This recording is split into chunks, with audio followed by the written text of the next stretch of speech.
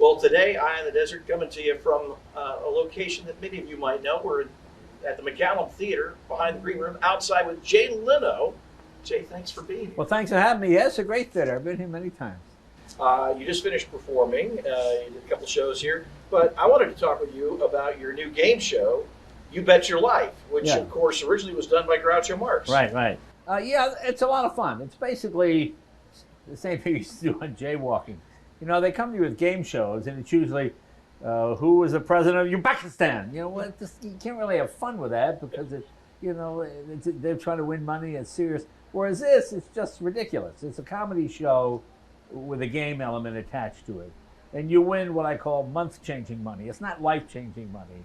You win month-changing money. You have a great month. You can win as much as $5,500. So when people gamble that, it's not like, oh, I could have had a house. You know what I'm saying? So, and that's really makes it fun. You try to just find unusual contestants. You get two strangers and you put them together. And you know the one thing that really amazes me is how well people get along if you just take politics out of the mix.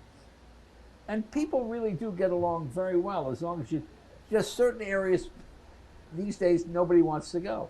And that's sort of the premise of our show. We bring two complete strangers and they have to work together to earn the money.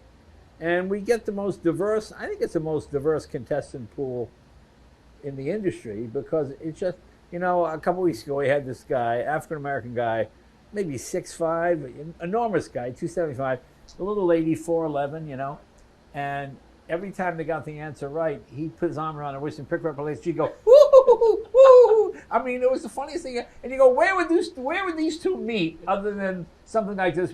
But they had to work together. And of course, he knew all the hip answers, and she knew all the old answers. You know, and it worked out great, and they won the whole $5,500. You know, so. But every time he'd pick her up, she'd go, ooh. It was like a giant picking up a rag doll. You know, it was very funny to see, and that's really what makes it fun. You see people smiling and laughing and just having a good time without politics messing it up.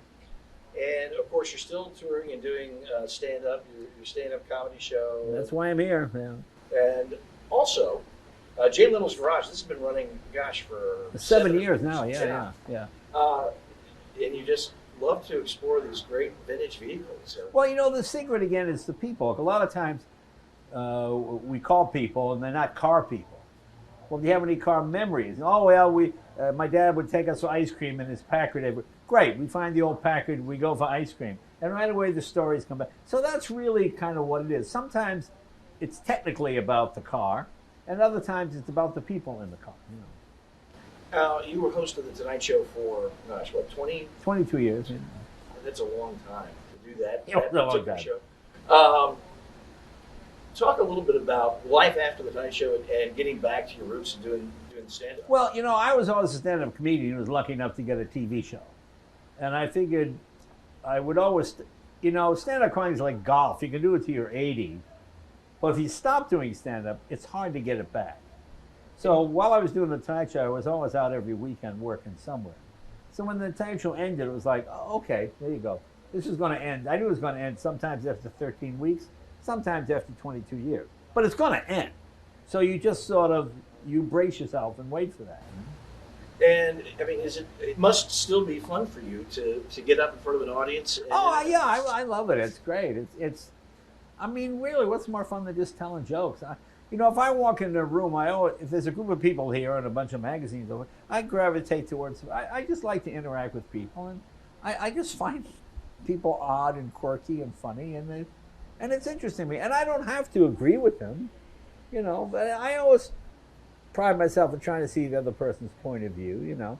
I mean, there's plenty of people I'm very close friends with who I could not disagree with more politically. But that's not really a problem because I respect them, you know. Well, listen, I really appreciate you taking time to talk thank to us, you. And best of luck with You Bet Your Life. And it's doing great. We just got renewed for a second season, so I'm excited about that. Kevin and I are having a lot of fun. Well, thanks for joining us on Eye of the Desert. Thanks for having me.